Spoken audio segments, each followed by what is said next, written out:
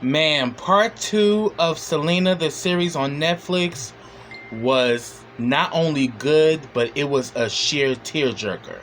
Let's talk about it, y'all.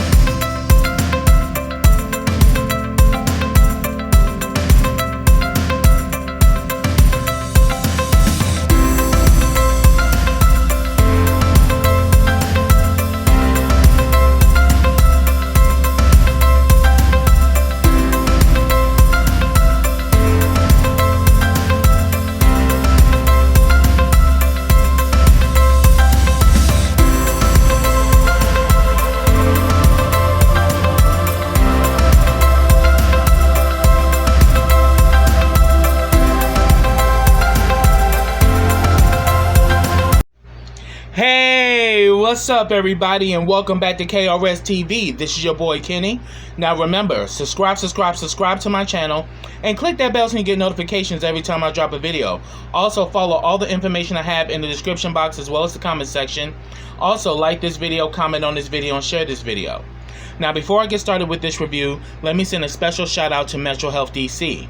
If you are in the DMV area and would like to get quality health care, reach out to us at Metro Health DC. The number is in the description box in the comment section, and also there's a link to the Metro Health DC YouTube channel where you can get all the videos and also educational videos that talk about the services that we offer at Metro Health DC. Also, let me send a special shout out to GMHC, which is Gaming Health Collaborative. I don't know why I'm tripping on my words right now. If you are in the DMV area and would like to get tested for HIV, reach out to us at the GMHC crew for a home testing kit. You can have the kit mailed to you, or you can call and make a same-day appointment and actually come to our location to pick one up. Also, if you're interested in getting set up for PrEP, which is HIV prevention medication, reach out to the GMHC crew for that as well. Also, if you're a fan of your boy here at KRSTV and would like to become one of my Black Diamonds, subscribe to my Patreon today. Black Diamonds, because in darkness, we still shine. For $5 a month, you get all of my YouTube content, as well as videos that will be specifically for the Black Diamonds, and some of them I will share on YouTube to give everyone an idea of what the Black Diamonds is all about. Also, check out my YouTube partner, BK World 2, which is the Black Netflix. You get shows like The Haves and the Have-Nots and the Black Ink Crew. So after you watch this review, click that link in my description box and comment section to check out BK World 2. Now, this is Selena, the series, part 2. This is my review. And I must say, man, part 2 was so much better than the first part. I mean, part 2 gets more into Selena's story, as well as more of the family, and you know, her getting married to Chris, and how she chose love, and how, because in the first episode she's really just going through it because she really feels that she chose her career over love, because she said that when Abraham kicked him off the bus, I could have stayed in that parking lot with Chris, but I chose to get back on the bus. I had a choice. So when it all came down to it, one day she got up, you know, spoke to the family, but was very brief and just rushed out. Her and Chris met up at the courthouse and they got married. It almost didn't happen because they actually had to wait 3 days in order to get the license. But the judge, whose daughter was a fan of hers, he waived the waiting period and he married them that day. And before she could tell the family, they found out on the radio because it got blasted. I mean, and it just goes to show how big her star has grown, because here it is, she got married at the courthouse. A fan saw her and next thing you know, everybody in Corpus Christi knew about it. But they also showed that that I think like the day or so later, when she went to the house and her father had that exchange, and they finally accepted Chris as being a part of the family. And from that point on, her and Chris were an item. And we also see that she definitely had some misgivings of eloping instead of having the actual wedding.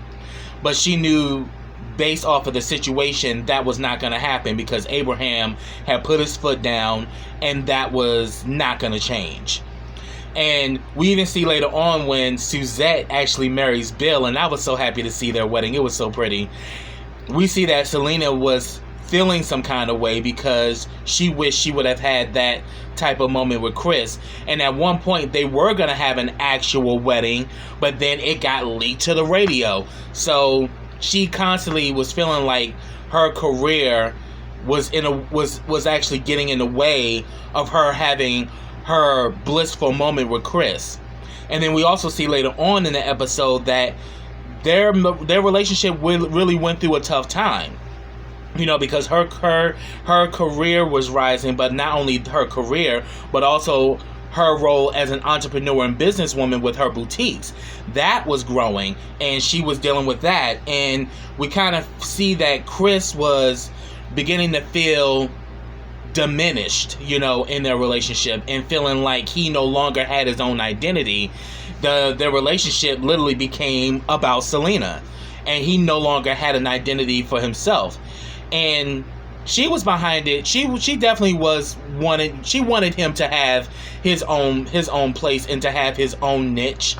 But it really showed that even though we see them as this beautiful love story, there was a point where they really went through a hard time, and eventually they finally came back together, and it was beautiful to see. We also see Yolanda Saldivar coming into the picture, where she has built Celine's fan club to over like 5,000 members. And it was Abraham, when she decided to open her boutiques, Abraham at first told her, hell no, like, you're not going to have the time to do this as well as run your singing career. You're going to be touring and doing all these things. You're not going to have time to really be hands-on running a business. You really need a team of people to make the boutiques work. And he suggested, why don't you reach out to that woman that does your fan club? And I think at the time she was in San Antonio. Won't you reach out to her? Because before that, her and Yolanda only saw each other, from time to time, or when Selena and Selena and Los Dinos were actually in San Antonio, were like the only times she saw Yolanda. But now that she has elevated Yolanda as being like the manager of her boutiques, which was a bad idea because this woman only had a background in nursing. She had no business experience. But they based it off the fact that she was so successful with the fan club. Why not give her more responsibility?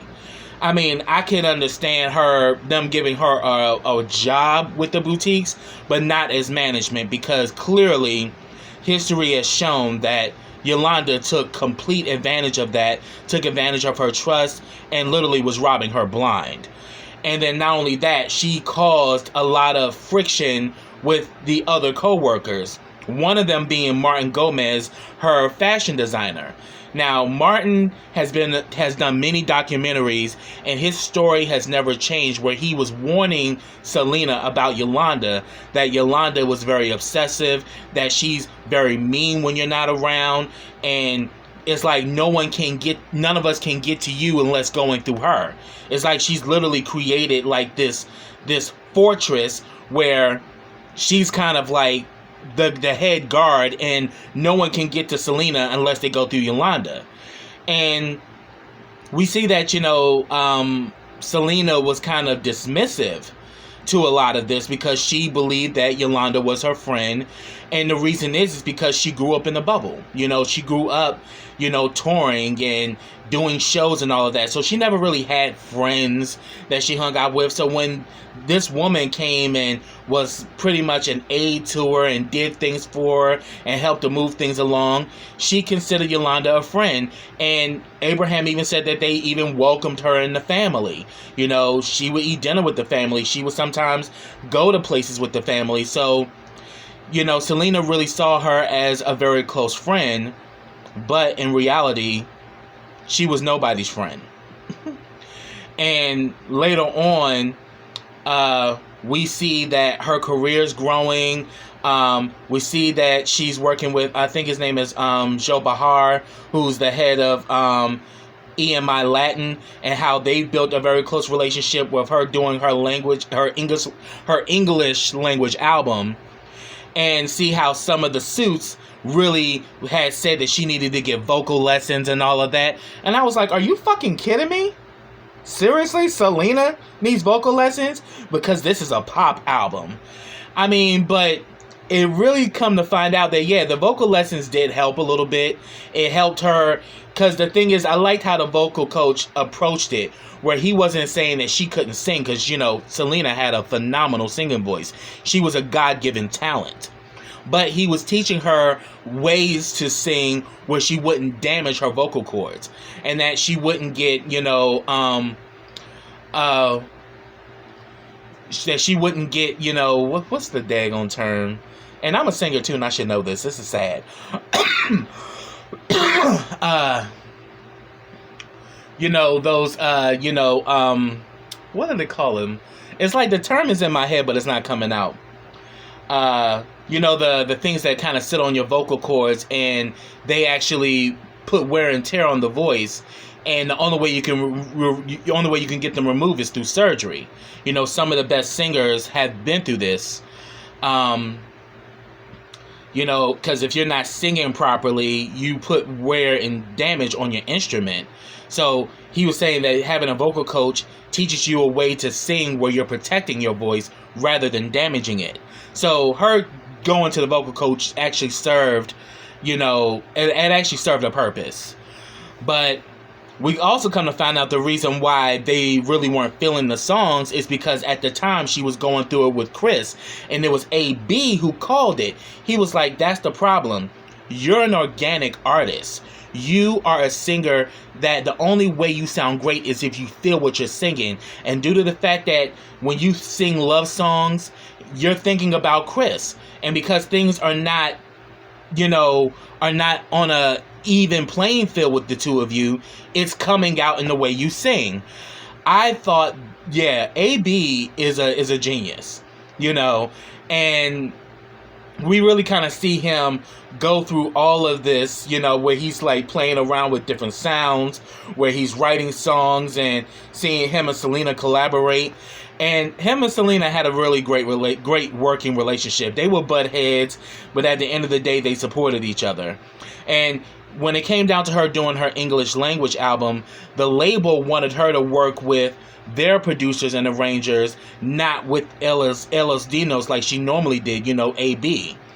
But AB, she brought on AB to help her to find good writers and producers. And we actually see him sit down with Diane Warren, you know, the infamous, the legendary Diane Warren. I mean, she's written hits for countless artists. And she pretty much sat there with AB, and she says, why Selena and not Whitney?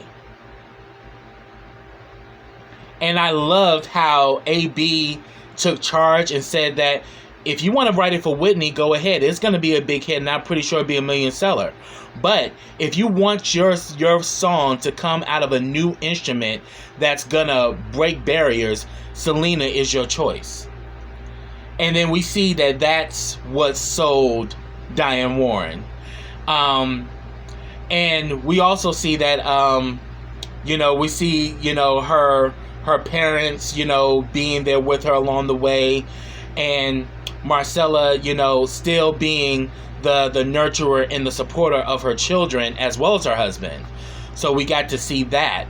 And it got to the point, and then also they showed like one of her biggest moments when she won her Grammy for Best Mexican American Album for Live, and she actually forgot to thank Chris during her acceptance speech. But we see that she's now entering into this world of superstardom. She's running into Whitney Houston and Gloria Estefan and all of these different countless celebrities, and she's kind of like a kid in a candy store. She's like, oh my God, they all know me. You know, and it just really showed how her fame and her notoriety is growing. And with her winning a Grammy, that definitely put her on another level. And that even was even more represented with her concert at the Astrodome in Houston, where I think it was over 60,000 people. You know, it was one of the biggest concerts she had, and unfortunately, it was the last concert she did. You know, but she looked beautiful. She rocked it. And I just loved how they did the cinematography of that scene, because that concert was a true indicator that Selena was about to literally shoot to the moon. Like, if you ever watch that concert, you really see the pure superstardom that Selena was and where she was going. That she was about to be on a whole nother level in her career. Like, she was about to be on the level of Whitney Houston and Madonna and Toni Braxton and Gloria Estefan. She was there, and was like literally there. But then we know of the tragic circumstances that followed, where you know, she's in a good place. You know, her and Chris are in a good place. Her and her family's in a good place. But the only thing that was going on was that Yolanda was still trying to lurk her way in. Because after she got exposed and Abraham had all this proof of all the money that she was stealing and all these checks that she was forging and writing and all that shit, he says, I can't fire you because only Selena can do that. But you are banned from Q Productions. And that's another thing they showed. You know that shack, that storage unit that he was going to move his family into? Abraham took that storage unit and made it into Q Productions. And it's just like, wow, how you can go back in life and really change the game. Like, him and his family were so poor because they had lost everything after they lost the restaurant Papagayos. And they were literally about to live in that place before they decided to live with his brother Hector. But the fact that he was able to come back there and use that same spot to build Q Productions was fucking genius. And here it is, you know, he's built a thriving business. Him and AB work out of there because, you know, AB is a producer, you know, still is phenomenal talent, still, you know, doing big things in the music industry even today. But it was rather amazing when he literally called Yolanda out. And the reason is because they were getting calls from all of these fans who weren't receiving merchandise. They sent in their money but didn't get anything back. And he started to do some research. He even went to the boutique in San Antonio. He couldn't get into the file cabinet, so he literally took the whole damn file cabinet, put it in the back of his truck, and went through the records and proved that, yeah, Yolanda was stealing money. And she was writing checks in the name of her sister and all of this shit. It's like, your sister doesn't work here, so why the hell is she writing checks and you're cashing them? You know, it's like they literally got her to the point where she couldn't run away from it. But because Yolanda was such a narcissist and such an obsessive liar, she just could not stop lying. To the point where Abraham told her, you're banned from my premises. And then later on, she came back and he says, what the hell did I tell you? And she says, you don't know what I'm capable of. You'll see, Mr. Quintanilla. And I was like, oh, that was kind of a sign right there. Y'all should have put a restraining order against that bitch. Selena should have changed her number. Y'all should have made sure that y'all literally cut her off. Because they did. She wasn't able. Afterwards, Selena did fire her. And she no longer could get access to the boutiques or to the family and all of that. And because she was an obsessed fan, because they also showed how she literally had this shrine of Selena's pictures all over the walls. To the point that shit was scary. Like, this woman was not mentally well. You know, she saw Selena as her ticket to becoming somebody. She finally felt important. And when she never got what she wanted, she would turn into this mean bitch. Because we saw that once she opened the boutique and she brought in her cousin to work there, and she's thanking her cousin, she's happy that her cousin's working there, she's thanking her family, her husband, and how everybody's been supportive.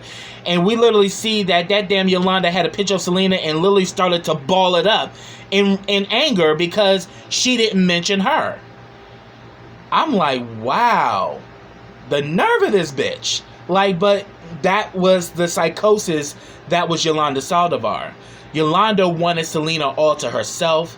She wanted Selena to only recognize her because she felt empty inside. She felt depleted, and she wanted Selena's fame to make her somebody. And once she was cut off from all of that, she did the unthinkable. And that's what happened at that hotel room the Days Inn, where they actually didn't show her getting shot like they've done in the documentaries. But we see that there's a hotel woman who's a maid that's making up the rooms, and you hear the shot go off. And then the next thing you know, we see that Selena is literally being attended by the medical team, and sadly, she didn't make it. And they said that if the bullet only went slightly right, she would have lived. But because the way the bullet went in, it hit a major artery, and she had lost too much blood that there was no way that she could recover. And sadly, she passed at the age of 23. And then we see how her death affected everybody. And it was funny because her and AB were talking about the English language album. Her favorite song was "Dreaming of You," but AB hated it. But the funny thing about it, that was the first song that was released off of that album, and it went #1. And I think her English language album went triple platinum. And we see that AB was in the studio and he played "Dreaming of You" and he broke down. We see that Suzette broke down and her family broke down. And then we see Joe Behar, who was the head of EMI Latin. He literally puts the plaque of her platinum English language album that she wasn't alive to see. And he just fell apart. When that scene happened, I cried like a baby. I couldn't hold back the tears anymore because I was like, oh my God, because I knew that had to hurt bad, that he really believed in her talent, was very supportive of her. And they really worked really hard to make that happen. And sadly, she wasn't alive to actually see it. But yet that album did go triple platinum. And that album would have made Selena a megastar. And it was just great to finally see the series unfold. Because a lot of people have kind of felt some way about, like, why would they do the series? Well, I think the series was very important because it got us to understand that Selena was a part of a family, and that the family had a story too, and that the family was just as much a part of the story as Selena, and that Selena really loved her family. And we even seen how she was having her fears of going into Superstardom because she was now going on a path by herself. Whereas the family was always going to be there, but they were no longer going to be on stage and a part of the business. They wanted Selena, and they wanted to put her with their writers, with their producers, with their backup singers and all of that. But, Abraham said she's always going to need us. So regardless whether she's becoming a solo artist, we're always going to be here for her. We're always going to be a part of her. And even to this day, even now, all these years after she's passed, just in this past Grammy, she got a Lifetime Achievement Award. So, my congratulations as well as condolences to Selena and to her family. I was definitely a huge fan. I remember when she passed, it really hit me. And I remember reading publications, of her in school and on the bus. And there was a big Latin community, not far where I lived. And that's how I became friends with a lot of people of the Latin community, because we were talking about her.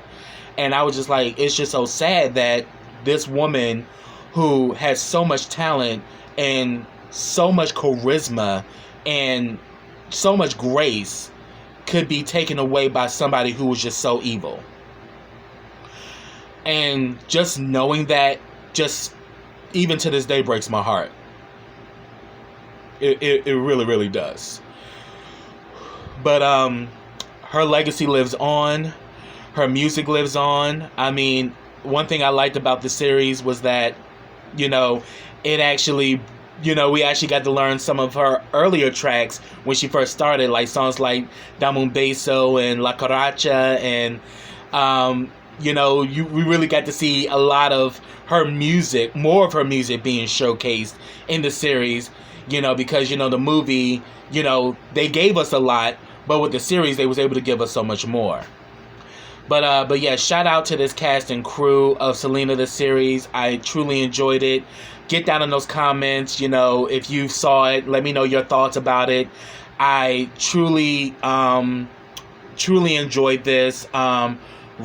Continue to rest in power, Selena Quintanilla Perez, and that your legacy continues to thrive for more years to come.